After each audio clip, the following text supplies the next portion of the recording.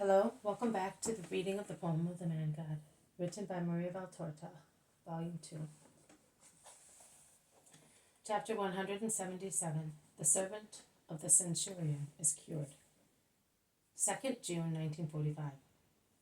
Jesus enters Capernaum, coming from the country. Only the 12 are with him, nay, only 11 apostles, as John is not there. The usual greetings of the crowd form a vast range of expressions, from the entirely simple ones of children, to the rather shy ones of women, to the enraptured ones of people cured miraculously, and those which are either curious or ironical. There are enough to satisfy all tastes, and Jesus replies to everybody according to how he is greeted, caressing the little ones, blessing the women, smiling at those cured miraculously, and with deep respect for the others. But this time, the series is completed by the greeting of a centurion of the town. I think he greets him, "Hail, Master," to which Jesus replies, May God come to you." While the crowd draws close to see the outcome of the meeting, the centurion continues, "I have been waiting for you for several days. You do not recognize me as one of those who were listening to you on the mount. I was wearing civilian clothes. Are you not asking me why I went there?" "No, I am not. But what do you want from me?" "I have instructions to follow those who hold meetings, because too often Rome has had to regret having granted permission for apparently honest meetings. But seeing and listening to you, I thought of you as a I have a servant who is ill, Lord. He is lying in my house in his bed, paralyzed by a disease of the bones, and he suffers dreadfully. Our doctors cannot cure him. Your doctors refuse to come. I invited them to come because it is a disease caused by the corrupt air of this area, and you know how to cure it with the herbs of the feversome soil of the shore, where the water stagnates before being absorbed by the sand of the sea. I am very sorry because he is a faithful servant. I will come and cure him." "No, my Lord, I'm not asking you to go to all that trouble. I am a heathen, filth, as far as you're concerned. If the Jewish doctors are afraid of becoming contaminated by coming to my house, all the more reason it would contaminate you, who are divine. I am not worthy that you should enter under my roof. But if you say only one word here, my servant will be cured, because you rule over everything.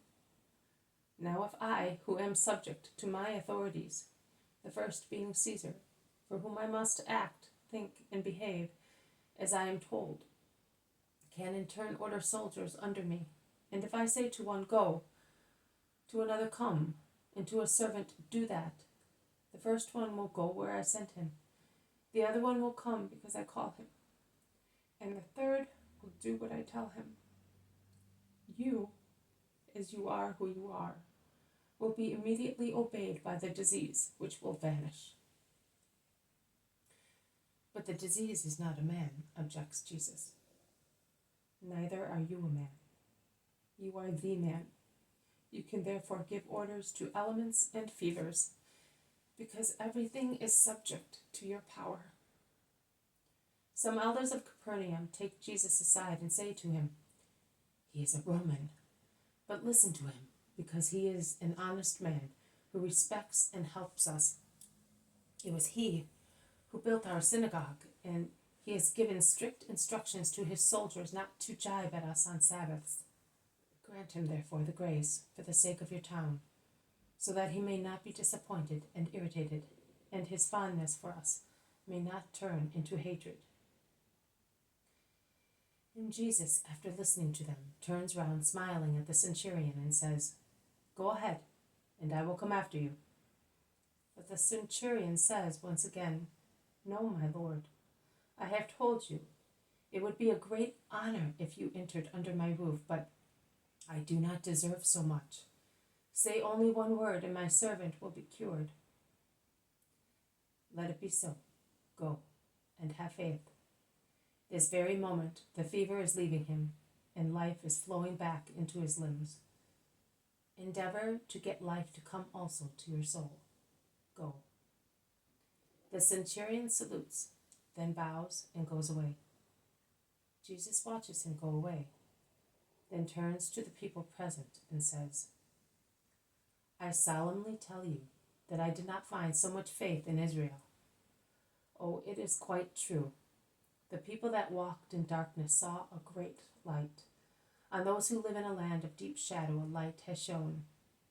And also, the Messiah will hoist his flag over the nations and gather them together. Oh, my kingdom!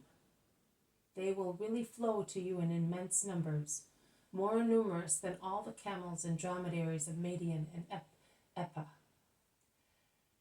than those who bring the gold and incense of Sheba, more numerous than all the flocks of Kedar, and the rams of Nebaioth will be those who come to you.